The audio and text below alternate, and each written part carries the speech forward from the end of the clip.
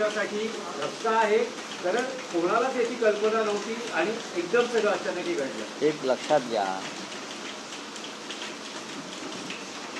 शिवसेना ही कार्यकर्त्यांच्या बळावर उभी आणि गेल्या काही काळामध्ये शिवसेना ही धक्काप्रूफ झालेली, धक्काप्रूफ, शॉकिंग प्रूफ. आता अशा जाण्याचे धक्के आम्हाला बसत नाही आणि आम्ही बसून घेत नाही. सचिन अहिर हे आदित्य ठाकरे यांचे अत्यंत जवळचे सहकारी, अत्यंत जवळचे सहकारी. म्हणजे काल आपण आदित्य ठाकरे यांचं वक्तव्य ऐकलं असेल. म्हणजे सचिन अहिर हे सांगू शकत नाहीत की मला कोणी भेटत नव्हतं, माझं कोणी ऐकत नव्हतं. आदित्य ठाकरे आणि सचिन अहिर रोजच भेटत होते, उद्धव साहेब त्यांना भेटत होते. मी असं ऐकलं की त्यांनी काही त्यांच्या सहकाऱ्यांना संदेश पाठवले की पक्ष सोडणं ही माझी अपरिहार्यता आहे, माझ्या पुढल्या वाटचालीसाठी,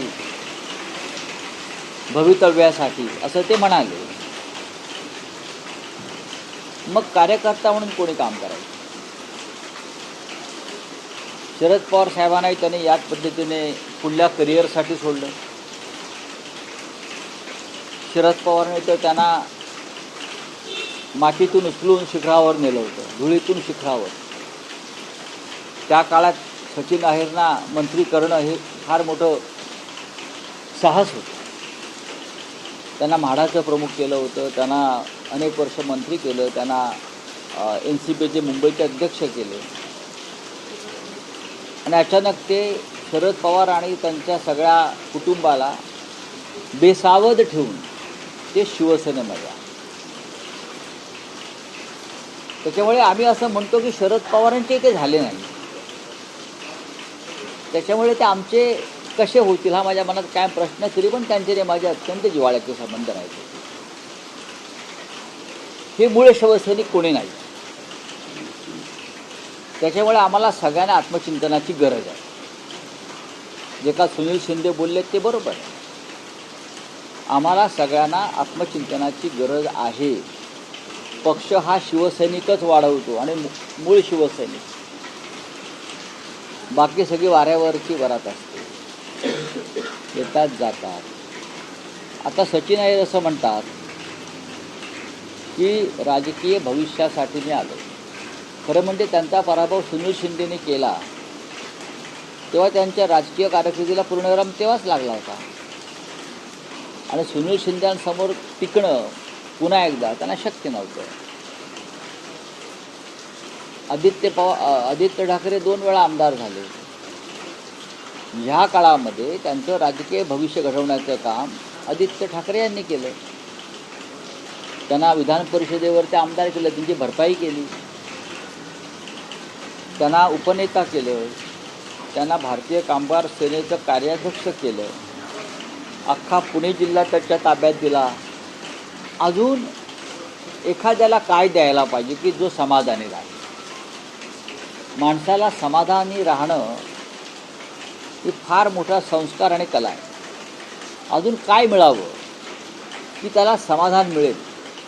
इतकं मिळाल्यावर सुद्धा त्यांना वाटत असतं की माझी करिअर झाली नाही किंवा माझ्या करिअरमध्ये अडथळे येतात.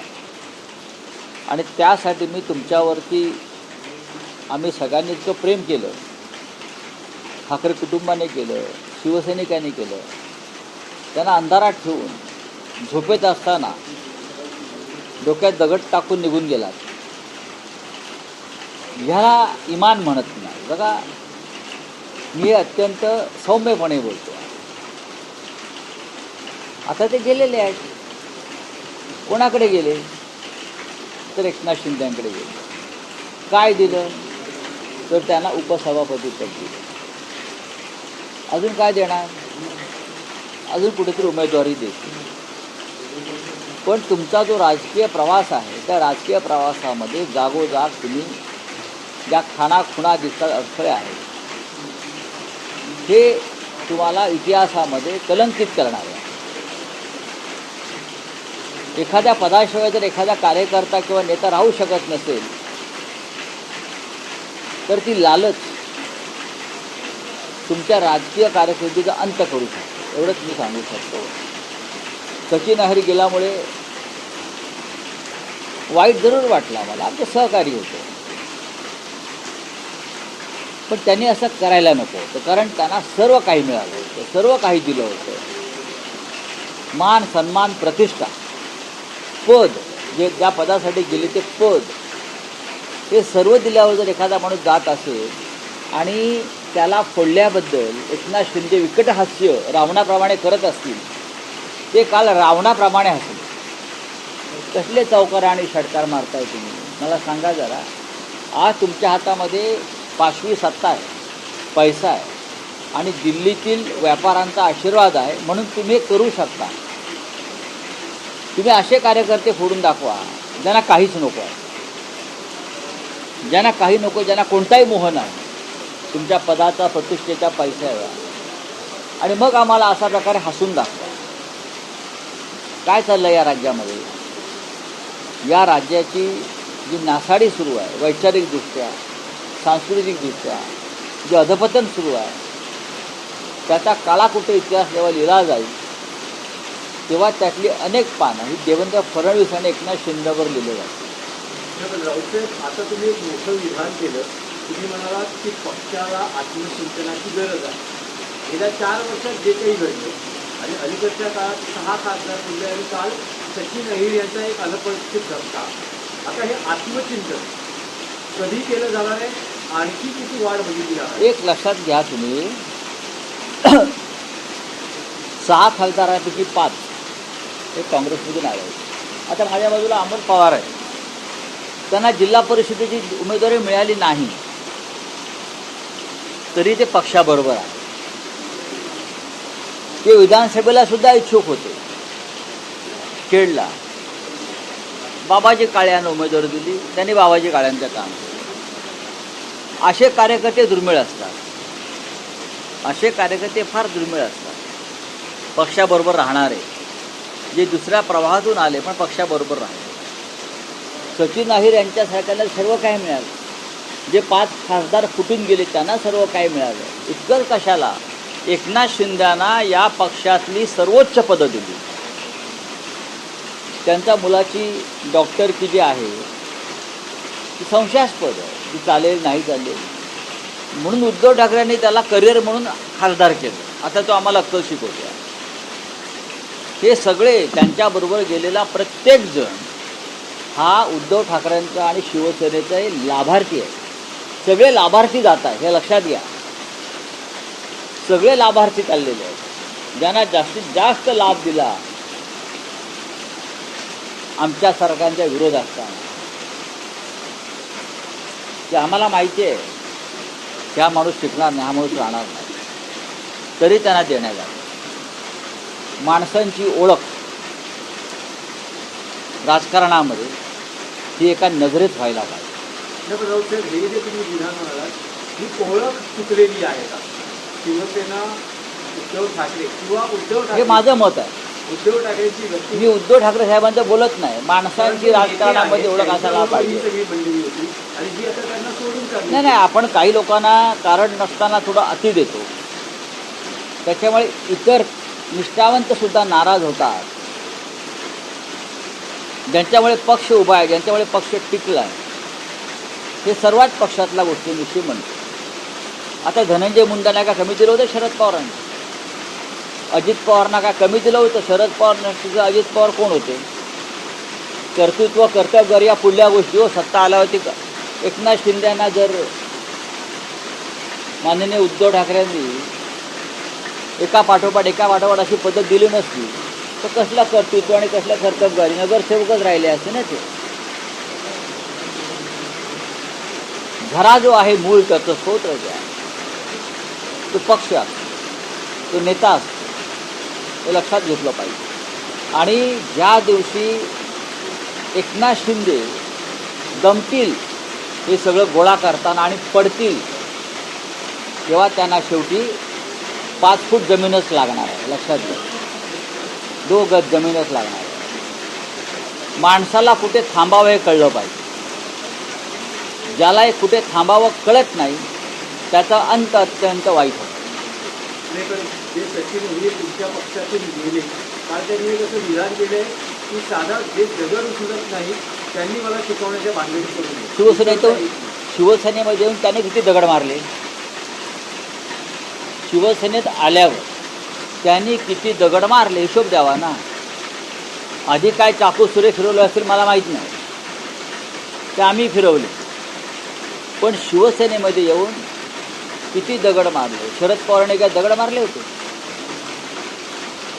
काय? आता जे गेलेत एकनाथ शिंदे किती दगड मारले. ते म्हणतात बेळगावच्या आंदोलनात गेलो. दाखवा ना, मी रोज म्हणतो दाखवा दाखवा. आंदोलनं शिवसेनेची होती, हे नेते होते. पुढे दगड मारणारे वेगळेच होते. दगड मारणारे आजही मूळ पक्षामध्ये आहेत, हे तुम्हाला मी सांगतो. ते गेले नाहीत. दगड मारणारा प्रत्येक कार्यकर्ता आजही मूळ पक्षामध्येच आहे. तुमच्याबरोबर गेलेले आहेत ते आर्थिक लाभासाठी गेले. इथे ज्याने लाभ मिळवला ते तिकडले लाभार्थी होऊ इच्छित आहेत. ते लाभार्थी इकडून तिकडे जात आहेत. उद्या इथे लाभ मिळाल्यावर ते परत आमच्या दारामध्ये उभे राहतील. पण अलीकडच्या काळात उद्धव ठाकरेंनी मुख्यमंत्र्यांच्या बाबतीत फडणवीसांच्या बाबतीत जी काही विधानं केली, पंतप्रधानपदासाठी आमच्याकडनं मराठी माणूस म्हणून पाठिंबा आहे किंवा अलीकडच्या काळात झालेल्या भेटीगाठी, तर त्यावर शिंदेंचं असं म्हणणं आहे, हे सगळं कृष्णा मावशीचं प्रेम आहे. मला माहिती फडणवीसांना अटक करण्याचा कट होता. बघा, हे खोटं आहे. मुळात हे खोटं आहे. मुळात हे खोटं आहे पूर्णपणे. कोणी त्यांना अटक करत नाही. कोण त्यांना कशा करता अटक करेल? असं त्याने काय केलं की त्यांना अटक करायला? हा, गुन्हे आहेत त्यांनी केले. खोटे खटले दाखल करणं, खोटे गुन्हे दाखल करणं, आमदारांचे फोन टॅप करणं, पोलीस यंत्रणा वापरून आमदारांना धमक्या देणं, पळवणं, त्या राज्याच्या तेव्हाच्या पोलीस महासंचालक रश्मी शुक्ला यांच्या मदतीनं, हे गुन्हे आहेत. याचा अर्थ कोणी बरं मुख्यमंत्र्यांच्या आदेशाशिवाय राज्याच्या पोलीस महासंचालक रश्मी शुक्ला असा गुन्हा करणार नाही. गुन्हे घडलेले आहेत त्यांच्याकडून. त्यांच्या काळामध्ये भ्रष्टाचाराचं शिखर गाठलं होतं. त्याशिवाय काय या मुंबईमधले SRA त्यांच्याच बिल्डरला मिळत आहेत? कोणाचा पैसा कुठे गुंतला आहे आणि कोणत्या मार्गाने गुंतला आहे हे जर कोणाला माहिती हवी असेल राज्याच्या मुख्यमंत्र्यांना सुद्धा, तर मी द्यायला तयार आहे. पण किमान नीतिमत्ता मी पाळणारा माणूस आहे, हे द्यायला तयार आहे मी. कोणाचा पैसा कुठे गुंतला, कोणत्या मार्गाने आला, कुठून वळवला, कोणत्या ठेकेदाराकडून किती टक्के आले, किती हजार कोटी, किती लाख कोटी, हे मी माझ्याकडे सगळी माहिती असते. पण शेवटी मी काही नीतिमत्ता पाळतो. चला,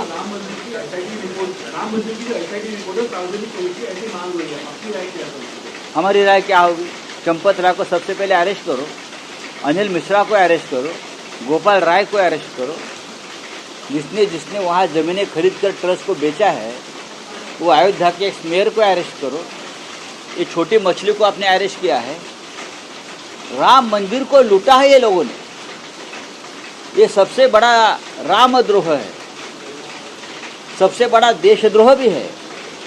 अगर ये और कोई लोग करते तो आप पूरी भारतीय जनता पार्टी सड़क पर उतर, हिंदुत्व खतरे में, हिंदुत्व खतरे में.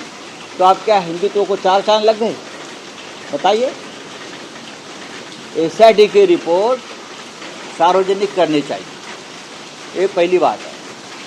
और मैं ये भी कहूँगा, राम मंदिर ट्रस्ट का जो भ्रष्टाचार हुआ है उसके लिए जो जांच कमेटी होगी, वो सभी पार्टी का एक एक मेंबर उसमें होना चाहिए. चाहे JPC लगा दो. ये देश का विषय है, ये देश को लूटने का विषय है. राम मंदिर हमारे हिंदुस्तान का, हमारे देश का एक राष्ट्रीय प्रतीक है. आप उनको ही लूट लिया. तो मैं कहूँगा कि ऑल पार्टी इंक्वायरी कमेटी लगाइए. आप जो बातें छुपा रहे हैं, दबा रहे हो ना, ये ठीक नहीं है. आपने हाल ही में घोषणा की थी कि उद्धव ठाकरे खुद जाएंगे, हम जाएंगे। अयोध्या राम मंदिर। हम जाएंगे हम सब लोग। ये जो रामद्रोह किया है कुछ लोगों ने, उनके खिलाफ हम आंदोलन भी करेंगे। जल्दी आपको उद्धव जी खुद बताएंगे उस बारे में। फिर से एक देशव्यापी आंदोलन की घोषणा शिवसेना करेगी। देखिए, कल आपने देखा होगा कांग्रेस के स्टेट प्रेसिडेंट उत्तर प्रदेश के अजय राय साहब जो अयोध्या निकल रहे थे, राम मंदिर में निकल रहे थे, उनको धर दबोचा और उनको अरेस्ट किया। क्यों नहीं जाने देते? और नेताओं को क्या छुपाना चाहते? मुझे लगता है हम जाएंगे तो हमको भी रोकेंगे। राम क्या आपका घर का नौकर है क्या? राम हमारा भगवान है, हमारी अस्मिता है। बीजेपी को लगता है राम उनके घर में काम करता है। जैसे चाहे राम को बदनाम करे, राम का यूज़ करे, मिसयूज़ करे, ये नहीं चलेगा।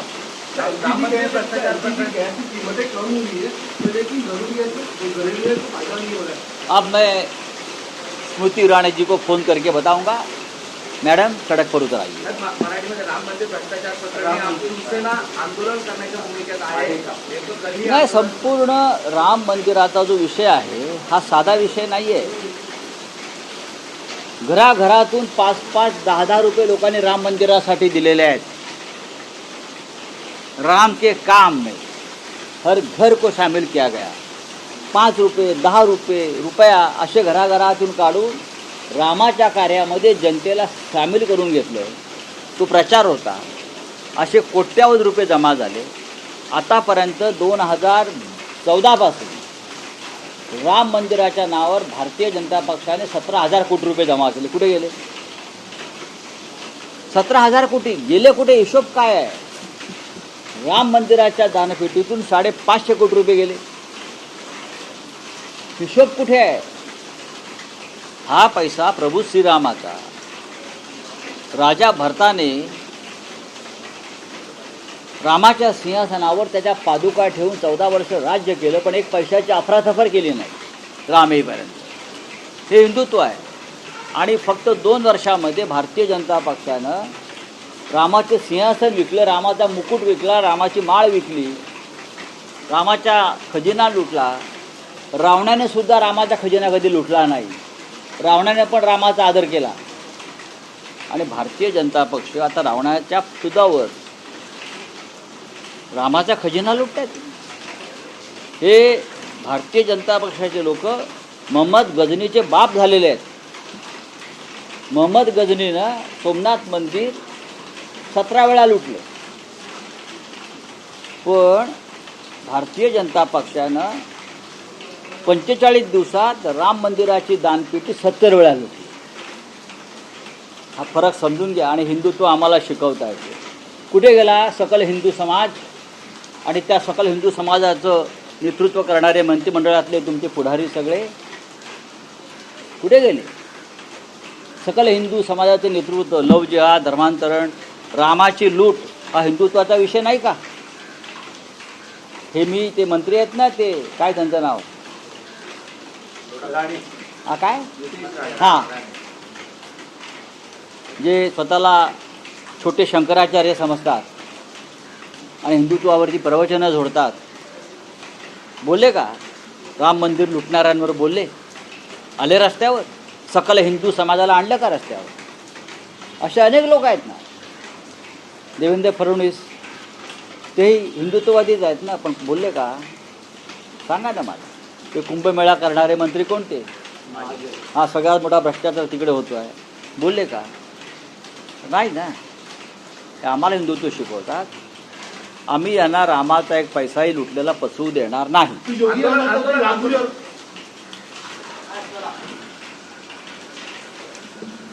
मराठवाडा आणि